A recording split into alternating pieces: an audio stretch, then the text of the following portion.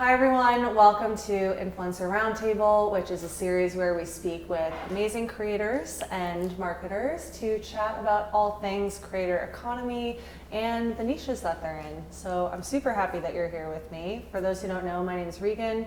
I own Coastline Creatives, which is a digital first talent agency, and we are hosting a house in Florida this week for Veganuary. And we have three really lovely creators who all are vegan, and they're going to be joining us and to talk about what it means just to be a creator, but also a foodie creator and a plant-based or vegan creator. But we'll get into those distinctions in a little bit.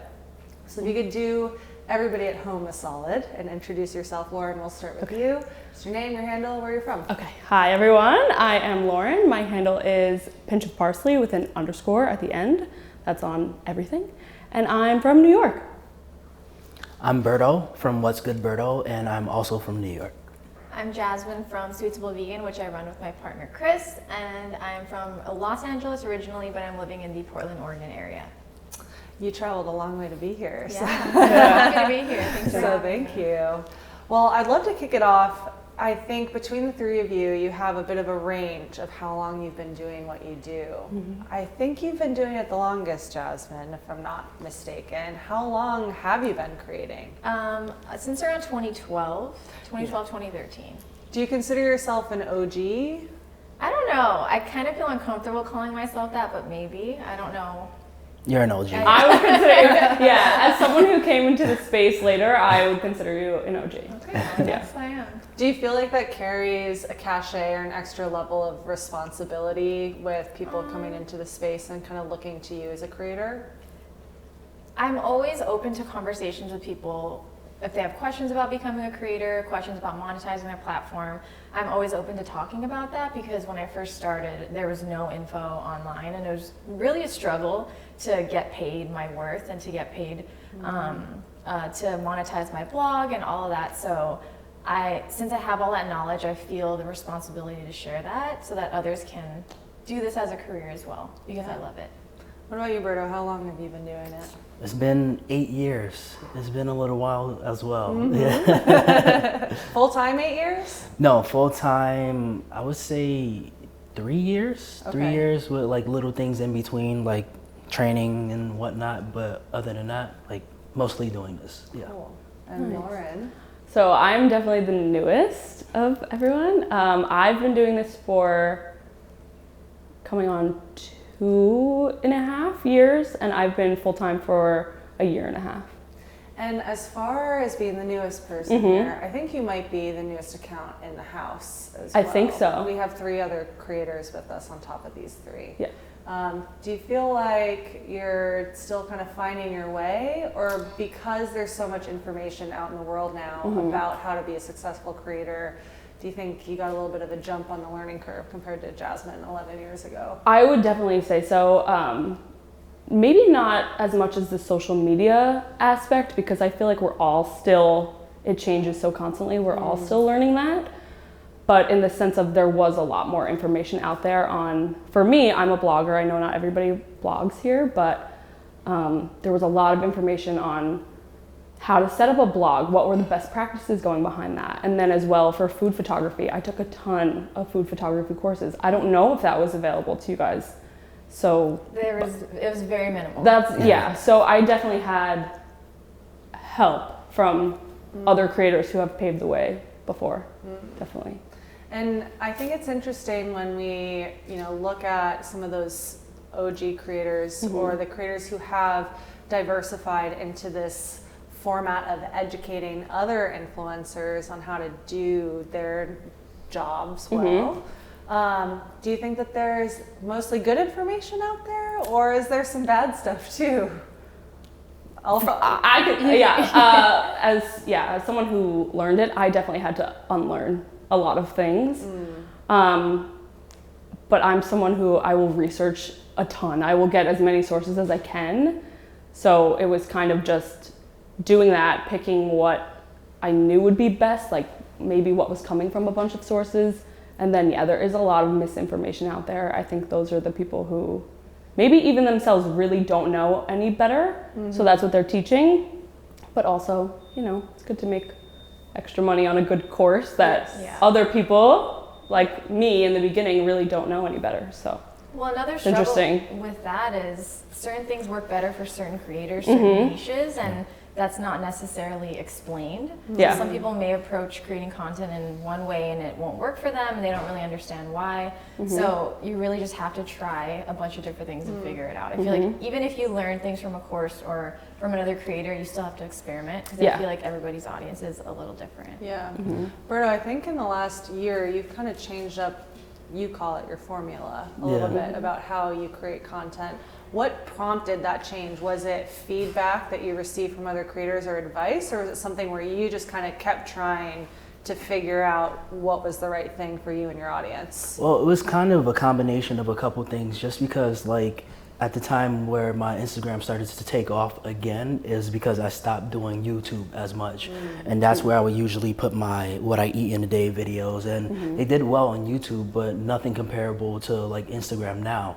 And once I took that away, it was just like, all right, let me just put it on Instagram. And I always knew what would work on Instagram, but for a while I was just focused on doing a lot more like travel content because I never really went anywhere growing up. So I was just like, let me get my fix for me and share that content. And that content did well at first, but I think people just, for whatever reason, either got used to it or they were just like, all right, no, you're doing a little bit too much. So then by the time I was done doing my traveling, I just started doing my food stuff again, my simple stuff. And that's the other thing. It's like, it's easy to overthink what works for you, you know? And I know what works for me is the simplest recipes, like, and that's personally how I like to cook. And I know there's a lot of other people that like to cook that way too. So it's just like, you know what, let me just show something very simple, and people just gravitated towards it because a lot of people don't have a lot of time to dedicate towards being in the kitchen. So I was just like, let me just kind of like own that space a little bit more. I think this is kind of an interesting segue to talk about brands then coming in and wanting to change up your formula or how you create content. Jasmine, kind of walk me through when a brand comes to you and they have a concept that just doesn't land and doesn't make sense. What's the inflection point to just say no? Or is there a process that you have in chatting with an agency or a brand in-house that makes sense to say, hey, how can we like renegotiate this, and how much time does it truly make sense to spend on it, knowing that your time is precious? So when I first started, that was the struggle for me, negotiating and kind of pushing back with brands, because I felt like I didn't really have a say in things, I didn't have a voice, and I kind of just did whatever they told me to do to a degree. But as I've gone on, as I've learned, I've realized as a creator, they're approaching us to promote their products. Like, we do have a lot of power in the situation, and they have been very, open to my suggestions and just being honest and letting them know, hey, this is a good idea, but it's not great for my page, and kind of explaining why. I found that when I say why and give them what I want to do instead, like lay everything out for them at once, it's been much easier to negotiate with that. I have had to turn down certain things that just wouldn't work for my page, but I found that brands are more open to changing things up to making it fit with my page and my content. That's a bit of labor though. It is, but I think it's important too. I want it to be as natural as possible. Right. And so we kind of maybe factor that time in as a business development cost to make sure that we're getting the project right. Is there ever a time where it's too broad, where they're just like, hey, here's a product, do something with it? Like, what's the happy medium of getting direction? I think for you specifically, like, you have very slickly, highly produced content. And is having at least a little bit of direction helpful? What's your ideal? I've had a brand who was just like, here's wine, just create us videos. And I'm like, would you like a recipe with that? Do you just want kind of more editorial like we were talking about before? Is it just really just make any video you want? Is the video as simple as just opening the bottle and pouring it into a glass? What? And they're like, just whatever you think. So that's kind of when you're like, oh, okay, I don't know what to do with that. So, because you do want to make sure they're happy. They're coming to you, they approach you for a reason. They obviously like your work or just really anything about your page or just seeing anything of you that they've seen, but yeah, a little direction is better. Like, for example, we're working with Vitalite. It was nice to be able to send over recipe suggestions and then say, this is the one we want, okay, and these are the deliverables we'd like. At least now I know, I'm like, okay, I'm gonna create a recipe. I can create a recipe video how I typically create one, and that will work for what they're looking for. So at least something, you know, Yeah. anything. For the wine company, was that freelance work or was that for an ad for your page? That was freelance. Okay.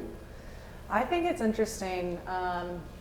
What I've started to do is maybe build in like concepting fees Yeah. for brands. Have you guys ever done that?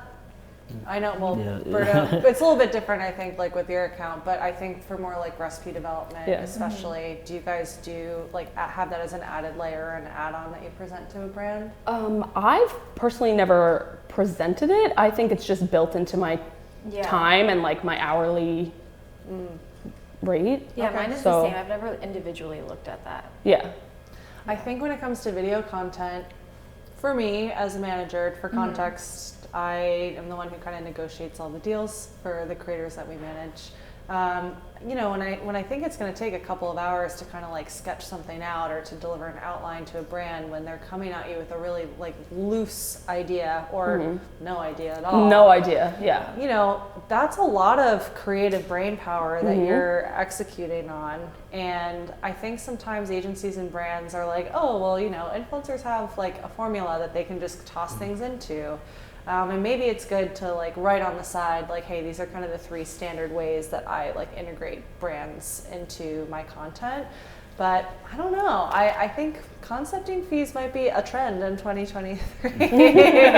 Something to consider, you know, as you're looking at some of the projects that come down the line when things are a little bit more broad. But again, it's that delicate balance of flexibility and being able to do what you want, and you want to honor that, you know, offering from the brand to say, okay, well, I can make this whatever works for me. But at the same time, they are putting a huge creative direction and like art direction lift on your plate. Right. So we got to be thoughtful on both sides. I do like having less direction. Like Me too. when I worked with Koya, that time where they were just like, oh, create blah blah blah. I was just like, all right, this is fun for me because it's usually where I usually have more, like they have more control and say so over the direction, and it doesn't always feel natural. Yeah, so exactly. it gives me a chance to have more fun and act in my videos that I create. And I know it's not just the food stuff, you know, so I like it in a way. As long as you tell me you either want a reel or, you know, give me some direction. But other than that, I like I being feel like able there's to a just very like do whatever. there's a very fine line of like too much and then just not enough. Yeah, Like it was just like just create a video. I like when it's pretty open though, because I Yes. feel like they trust me. Like they really Yeah. trust my platform, my content, and it kind of makes me feel better about what I'm creating. But I think it's important when we are making content for brands to let them know exactly what we're making. Because I've been in situations where they're like, hey, actually, can you reshoot this whole thing? And that's a whole uncomfortable conversation. So I definitely think it's important to tell them exactly what's going to happen from the start. Yeah, communicating in advance, you know, what your concept is, outlined what you're going to do. I think that's something that on the manager side and the influencer, if you're, you know, self-managed, to be upfront about it. And I know that I've been trying to push for that a little bit more with brands because some of them are like, okay, content's due in a week and a half. I'm like, whoa. We need to build into the timeline approvals for the concepts to make sure that like we're all on the same page. I've been approached with 2 days. I mean, let's all be honest. Let's talk about that. Recipe development, recipe content, or even what I eat in a day content, like that shit takes time. What's the ideal amount of time that you would have if a brand were to reach out that's still kind of quick, but it's like the fastest that you'd be able to do it without moving other things around in your life? I would say maybe like 3 weeks. Like It really depends on what they're asking for too. Yeah, that's true. Yeah, and I feel like my schedule changes Yeah. constantly with, I'm doing so many different things. Sometimes I have partners that I have to create content for, sometimes I don't. So if I'm open, I feel like a week is fine for me, but if I have a lot on my plate, like 3 weeks is definitely approachable, and like mentally it's better for me. I don't feel freaked out. Especially if you're like traveling and going play. Yeah. Like, you Yeah. never know, like, and there's always something coming up, like National Broccoli Day. Like, you know, I'm like, I National don't, Sprinkle yeah, Day. Yeah, I'm not I sure if did I'm gonna beans. hit that deadline. You know, Yeah. I'm gonna be somewhere else, but like, I yeah. feel like these national days have been these days for who knows how long. Yeah. Like, Yeah. long time. This plan year. a little bit further Yeah. out. And there's a couple of core days, like key moments, as I like to call them, for vegan creators. Obviously, Veganuary Yeah. in January is a big one, and it's a time where things are a little bit busier. But there's like, I don't know, Earth Day, or there are other like food holidays, or like Expo East and Expo West when these like really big events are happening. Do you find that it's maybe unreasonable for a brand to just reach out and work for you for that period of time? Are you interested in working on like those holidays or those key moments?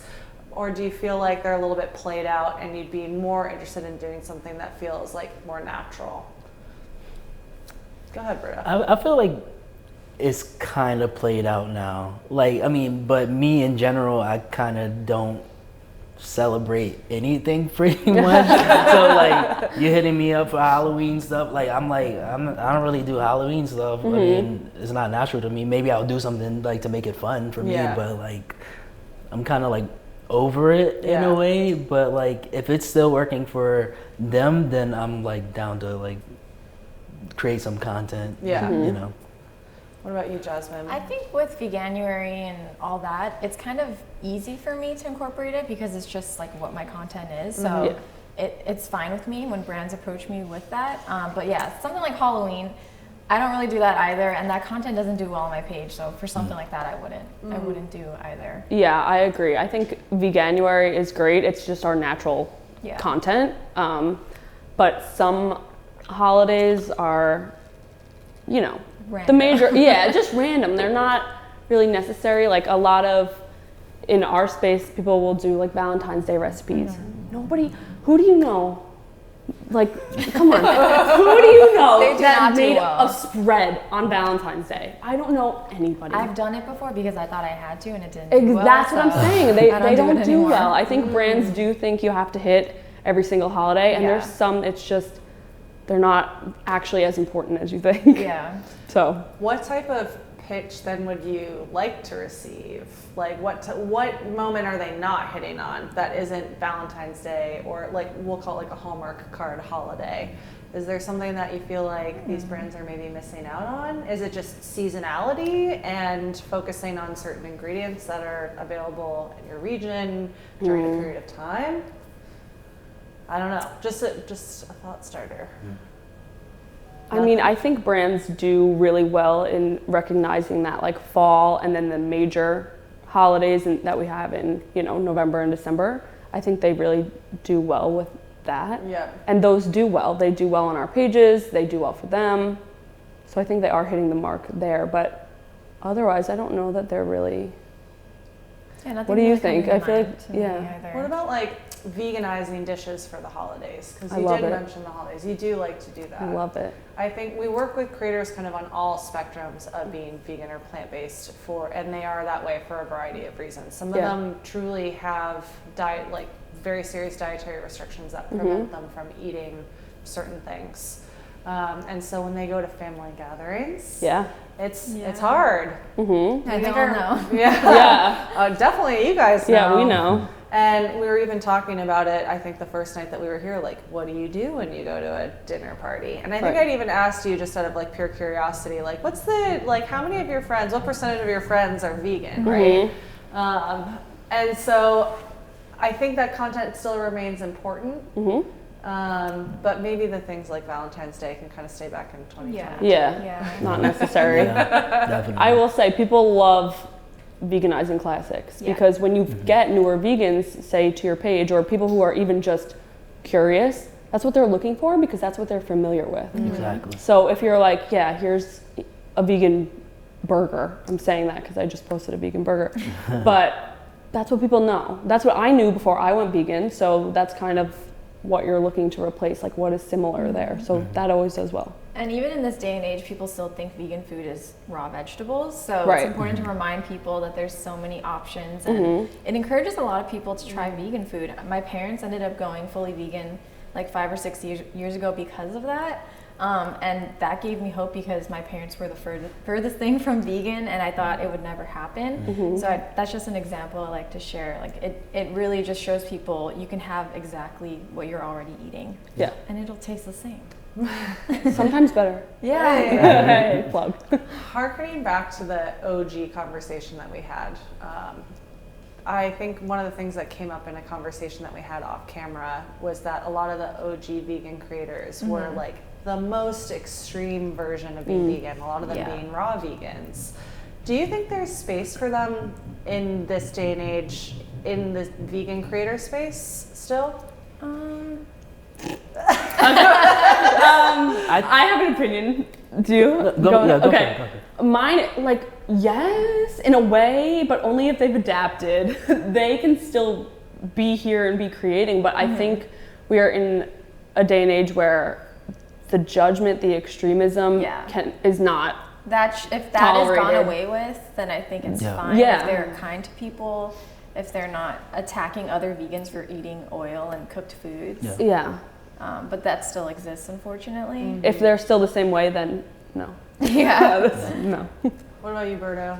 Yeah, I agree with you. I just feel like as long as you're not attacking other people for it, then it's fine. But I find that a lot of people who, whether they're OG or not, if they're eating a super, I would say, restrictive way, in my opinion, then they are promoting you should not. Not I do not, is you should not. And it's bad for you, blah, blah, blah. And then I often get the brunt of that from other people who are followers of that type of eating, which I am not. I'm just like, I want to share accessible vegan options, things that I'm familiar with, and people that look like me and come from a similar place as me are familiar with. So I want to share those options so people don't feel like they're like giving up things rather than and just feel like they're like eating the same stuff, just a veganized version. Some people just don't want to eat animals, you know. You know, go ahead. And it's not even necessarily just vegan. Being in the food space in general, even if you're not vegan, they can be like that, so extreme, so restricted, and I just don't think it works anymore. It's too much. And people get aggressive, and then especially with vegans, they're like, well, you guys are not nice. Why would we ever go vegan? We don't want to be a part of that community. So what I was going to say is there's just so much information out there, so many people claiming different things, making health, nutrition claims, and it's kind of hard for just, I guess, the general public to figure out what is real, what's not, what to believe, and they start to trust certain creators and just take their word for everything, and that's kind of where I feel like the problems start, because they're like, hey, this person said I need to do this, but it's not necessarily something that would work for everyone. So I think that's something people need to like clarify when they're promoting like a restrictive diet or lifestyle. They need to just say, hey, this is what I'm doing for me. It's not necessarily what you need to be doing for you. I think that'll help a lot of people. Yeah, you answered what my follow-up question was going to be, is like, is there a responsible way to talk about your choices where it's maybe not positioned as advice per se, but more about like, hey, this is what I'm trying, or this is something that I'm experimenting with, or that I've really enjoyed after doing it for 5-10 years, whatever it might be. I think that is a happy way of kind of positioning it to followers, because there is a lot of clickbaity content that people are maybe like, I get it, you're trying to get views, and that's one way to do it, but maybe not the most responsible way. So I do want to kind of like switch over and talk a little bit about maybe diversifying platforms. One of the subjects that came up last night was TikTok, obviously. And I think one of the interesting things about TikTok, for I think everybody who's watching is going to understand this, but like the sides of TikTok, where like if you start getting delivered a lot of content in one subject, you say, oh, I've ended up on XYZ TikTok. Are there any sides of TikTok that you hope you never end up on? I won't go first. Go. Me? Yeah. There are just some uncomfortable. Yeah, there's I a few mean, weird ones. just for me, I'm not religious. I'm not a conservative. Yeah. I'm a person who is very much not wanting to be on like sides in particular anyway. Like even when it comes to like politics, there's certain things I agree with here. There's certain things I agree with here, which is why I don't really like the whole system in general. Like it just doesn't make sense to me. So I don't really like to end up on sides anyway. Yeah. I still get like little things here and there, but then sometimes people will tell me things that they see on TikTok. I'm like, oh, I'm definitely not on that side of TikTok. Like I'm furthest wrong. So that's answering it without answering it. Maybe you could even say like, what sides of TikTok do we enjoy? For me, like I miss No Bones Day or Bones Day TikTok. Oh, so sad. That was broke devastating. my heart. I don't even. Why'd you bring it up? Yeah. Sorry. Okay. No, Yeah. Berto's like, wait, I think I've seen Yeah, that. I had to think about it. I'm like, I'm not on that. The pug. The old pug. Yeah. Other sides of TikTok that I really like are like struggle running TikTok, because that's me. And then as far as food goes, I tend to really like the trend stuff. Like I liked butterboard TikTok. Oh yeah. But only a brief period of time. Yeah, it gets After too a drawn while, out. it's like, all right. So Yeah, you know what side of TikTok I hate, which we talked about the other night, but it's fun to like play around with? The male creators in the food space that are just sexualizing the food. That one, there's a few creators and it's like, I'm not sure. I don't know how I feel. Yeah, I don't know how I feel. Most of the time it's just uncomfortable. Yeah. So yeah, I'd rather not be on that side of TikTok. I find it kind of entertaining, but It depends on the creator. depends on how attracted you are to them. And some of it is just, it's just weird. Yeah, but there's some hand movements. Yeah, it's too much. There's a lot of I have questionable. one in mind right now. When we were One talking about it creator. yesterday, I had one in mind. I was just like, yeah, I know what you're talking about. Yeah. What about you? Sides of TikTok that you enjoy or maybe don't Okay, that I don't enjoy, just like the fetishy Yeah. sides of TikTok, and ASMR. I'm not really into that. Like not food ASMR specifically, but like the They're microphone. tapping into the microphone. Yeah, that particularly makes me uncomfortable. It's creepy. Personally. I love the positive sides of TikTok. I feel like we can fall into very negative spaces, and some people make videos that are very judgmental of others, and I don't really enjoy that. But I just like the happy TikToks, people sharing positive things, recipes, or things to help others. Yeah.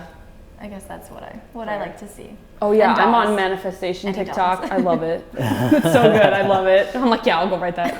Got it. I'll say that every morning. Every once in a while I end up on Frat Bro with microphone asking how tall you are TikTok. Does anybody else get on that side of TikTok? I'm on BYU TikTok. I've seen that. It's rough. It's rough over there. Oh my gosh. There's a lot of frat bros with mics who are like, how tall are you? How much money is in your bank account? Can I measure you? Can we check? Oh my god. Like, there. Sometimes I get that and I'm like, not interested. Yeah. But I do think there's some, there are some fun ones, like the guys who hold the signs and don't say anything.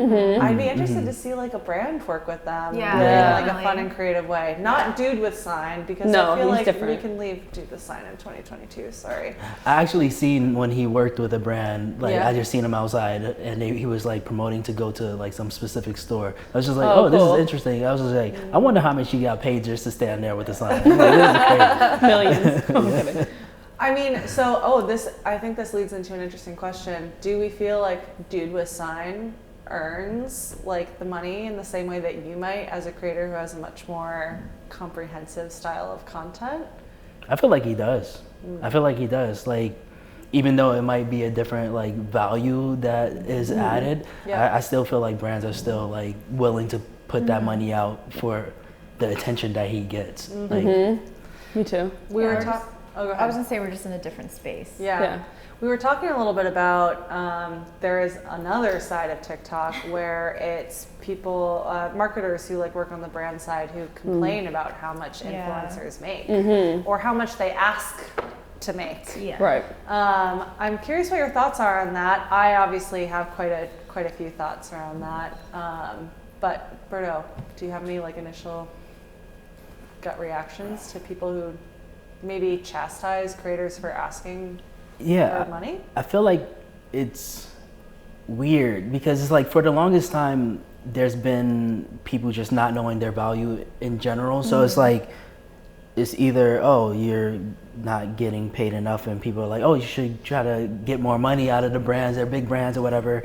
And then you got the other people who are like, oh, no, this person is asking for too much. It's just like, it's interesting. It's interesting, but I don't really have a strong opinion about it. I mean, I don't think that they should be creating content. I mean, they can create whatever they want, but I don't think that it's really professional or good for us for them to be creating content like that, because it's like you sending me a shirt is not going to pay my bills, like, and I'm creating content on behalf of the brand, so it's like you don't know how much like expenses I have, where I live and all of this stuff, so there's a lot of things to take into account. So like I'm not vibing with that content. How would you feel if you presented your rate to a brand and then that person went and made a TikTok about what rate you sent them for the deliverables that they put in front of you? I would feel very uncomfortable. I feel like in general we struggle with knowing our worth as creators because it's such a new space, and in the beginning there wasn't any information on it. People didn't take me seriously. My family always was like, oh, when are you gonna get a job? And I'm like, I have a job, you know? So it really feeds into that where we're not, or where some creators don't feel comfortable advocating for their self-worth, and I feel like that's a problem. Like we want to be confident in what we do and our worth. So I don't like it. What about you? Do you feel like because you've had maybe some information on how to price yourself from other creators who have led the way, seeing then that content, does that make you feel like, ooh, maybe I've been misled, or maybe like is it too contentious between influencers and brands and agencies that I feel uncomfortable asking for the figure that I really would like to ask for? Overall, with that content, I think it's because usually those blow up. The comments in there are crazy. The views are usually very high, but I think it's just bad because you're generalizing. You're generalizing I guess it's kind of like the 1% of people who are, it's probably more than 1%, but it's like that small percentage of people who are massive creators, millions and millions and millions. And we're not all making that. We're not all pitching, $80,000 for one video. We're not all doing that. So I think the problem with those in general is just the generalization. So it's giving everybody a bad rep in this space, and that's not how it is. Manifests $80,000 for I write it every day. But yeah, I think I don't think maybe I have been misled with pricing. I do hear very different things, and I never know because I feel like depending on the brand, I'm way too high, or they don't have a budget. So do you feel like it's a tactic sometimes? This is probably my least favorite tactic. We're a small company, we just started. It's like, well, you did close like a $4 million seed round, or like, I know you guys just closed your Schedule A. I know how much money you have in the bank. But then it's also like we're small businesses too, technically. And like I like to tell people that too, because I need to get paid. I need to pay my bills. I have a mortgage. Like there's so many different things. So And then also, especially if they're going through an agency that they probably pay thousands, if not tens of thousands of dollars a month to find you. And those agencies are basically saying, hey, we know how to manipulate creators into getting paid less to create content, and that's our value prop. Like, how do we, as creators and as people on the other side of it on management, like, how do we kind of close that gap to say, hey, brands, it might not actually be worth going through an agency whose like whole value proposition is working with creators for less and getting them at discounted rates? Like, what's the message that we send to those brands? What do you think? I have to think on that. You have to think on it? Yeah. I think it starts with us. I think it starts with us raising that bar and kind of just not allowing it. I know several creators who still work for free or work for $100, and you are hurting the rest of us. And I think that's why it still exists, and why brands do that, because we allow it. Yeah, I think to stand our ground, just tell them straight up is important. It is uncomfortable. And another thing is a lot of creators are making content about, hey, you shouldn't be doing content for free. This is why.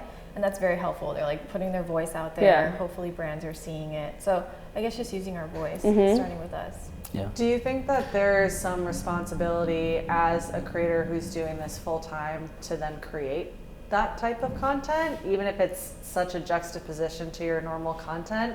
Like, where does that fit into everything? How can you implement that practice? It's interesting because it's like, we were talking about this yesterday. It's like if you share certain information, then other people are going to look at you as just a privileged person who's like complaining about making money. You're like, oh, boom, well, I work 60 hours a week, blah, blah, all that stuff. So it's interesting, but I feel like the important thing is, even if you're not sharing the information on your platform in particular, you're sharing the information with your fellow creators. So if you see somebody who's creating some content that brand hit you up and they're charging $100 for 10 videos, then maybe you might want to say something to that creator in particular, so they know their worth. But then again, also, even if you share that information, a lot of people are not going to take it because they're insecure in their own like, it's uncomfortable. It is scary to send a high it's quote. just like, oh, I don't know, they're going to say no to me, that type of thing. But like, that's the only way that you actually really figure it out. I do think that behind the scenes, like sliding into somebody's DMs when you see that they're working with a brand that hasn't agreed to pay a rate for a while now. I think that's potentially a really good tactic where you're not putting out content that is completely different than what you typically share, but you're still kind of cultivating that community. So I think that's a good approach for sure, because otherwise it's tough. There are some creators out there who all they talk about is like what they make as a creator. And I don't know, sometimes like I get the point of those accounts and I obviously see the value of those accounts, but it's like, at what point is you talking about your business, your whole business, and like where, and we understand like who you're talking to, and influencers are a huge market and aspiring influencers are a huge market, and there are companies that want to tap into that, financial companies, project management tools, photography equipment, like there is a space for that, but I think there's maybe not as much space as we think there is. So finding that way to have that dialogue with fellow creators and kind of like just being on the lookout. I think the other thing too is like really celebrating when somebody works with a brand and supporting creators when they do have paid work. I think sometimes, I mean, I've felt myself doing this in my early career when I cared more about what was on my own page, and when I did take paid partnerships. I don't really do that anymore because I'm busy with busy with other things. But I remember being like, oh, like she got that partnership, and like swiping past it versus like liking and commenting and like smashing all the buttons to make sure that people saw it. So do you think that there is kind of a sense of camaraderie that we can build in 2023? We're like, no, we like all of our friends' paid content and all of our fellow creators in the space that we follow. Like maybe we make that commitment.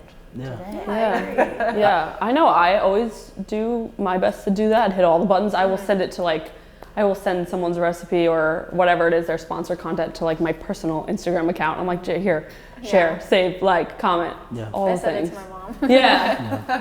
Is it even something where you could like send it to the brand and be like, hey, I think this is a really well executed partnership? That's a good idea. I've never thought about that, but I think it's important because then the brand sees the value in them doing an ad, and it's kind of us supporting our industry, because then more creators will be able to work with brands, get partnerships. So I think it's something we should be doing. And at the same time, if we do see that content that comes out where people are potentially exaggerating and being a little bit mean-spirited about what creators are making or asking for, maybe going into the comments and being like, hey, we've been paying celebrities like this for decades. I don't understand why it's any different. And the way that I always like to talk about what I do to people who might not know is we broker attention.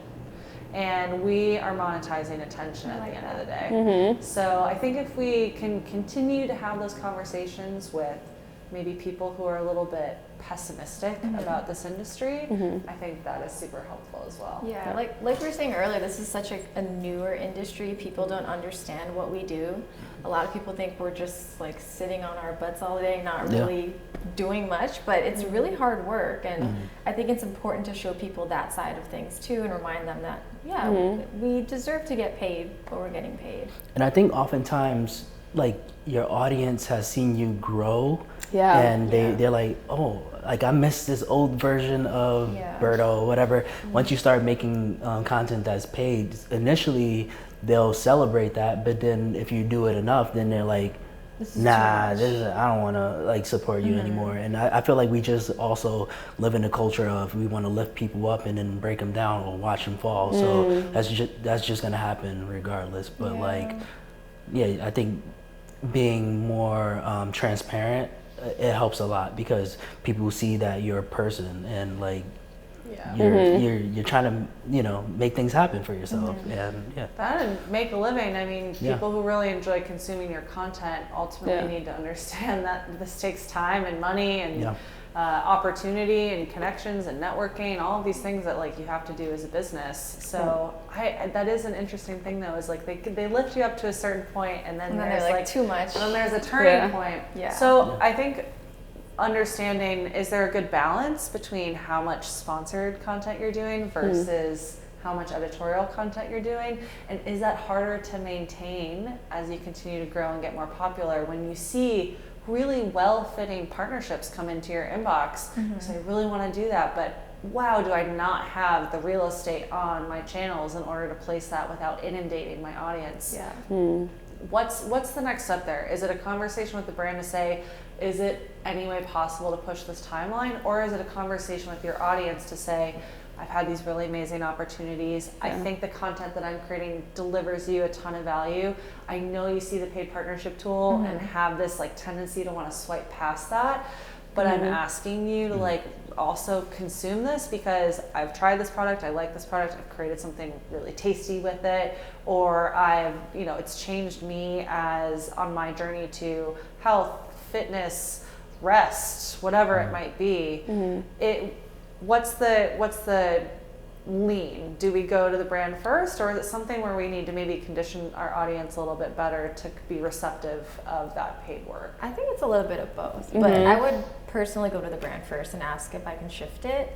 And also explain to them, if I do too many ads together, that ad's not going to do well. It's not going to do well. Yeah. Another thing is Instagram kind of, I wouldn't say punishes us for ads, but they don't do very well. Yes, they punish us. They don't serve them to as many people. So I explained to the brand it's not going to be good for them too. Yeah. I guess being open to our audience about it is important too. I agree. I do think that's the benefit of a lot of us. We've created strong communities who do trust us. So we do kind of have to, talk to a brand, but I do think we also have to put some faith into them that they still, it's just weird to say like love and, support us and are happy to see us doing well. I know for me, when I post ones, people are always like, I love it. They really do a great job, but I think if there's a lot back to back, it's like a conversation. I think it's just the power of saying no. Yeah, that too. Saying like kind of protecting your peace a little bit with those brands and agencies, maybe even doing it with your audience. And if somebody's getting all up in your digital grill about doing sponsored work, the door's right there, but also like you have the power to block them and kind of remove them from that space as well, which I think is empowering as a creator. I think people need to be reminded too, this is how we make money. And like some people need to take on more sponsorships because we're not all in the same position. And I do get asked a lot, oh, what do you do for work? And it's like really confusing for me because I thought it was pretty obvious that this is my job, this is my business, but people still don't fully understand. So I think it's important to remind our audiences, like, this is how we support ourselves and this is how we give you free content. Other than this, and I don't know, it'll be a win-win that way. Well, maybe the takeaway is, having the brands who might be watching this and the agencies who might be watching this when you kind of come to us with some ideas to work together, don't think about just constantly selling that product altogether. Think about a really holistic approach in working with creators who are nurturing an audience. And there's a lot of ways to do that, but I think just having that mindset going into it is like a really great takeaway from this conversation, and hopefully something that we'll see deployed a little bit more in 2023. Definitely. That reminds me of like longer term contracts of, Yeah. And then you're showing up on my page more consistently as well, and then your audience sees them more often and they're like, okay, this is I trust her, she keeps working with them. Yeah. This could be something I do want to check out or engage with more. Yeah, I do agree. I mean, I think we've been advocating for longer term partnerships as long as I've been doing this, because there is that trust factor. So yeah, I think that's hopefully some really good takeaways for those of you who've had the opportunity to listen today, whether you've listened on your walk or while you're at the office, or trying to fall asleep, I don't know. But thank you so much for your time. I really appreciate you guys being candid with me and with everybody who's listening, and have a great rest of your day. Yeah. Bye. Did the menu. Yeah. That's like triggering a little.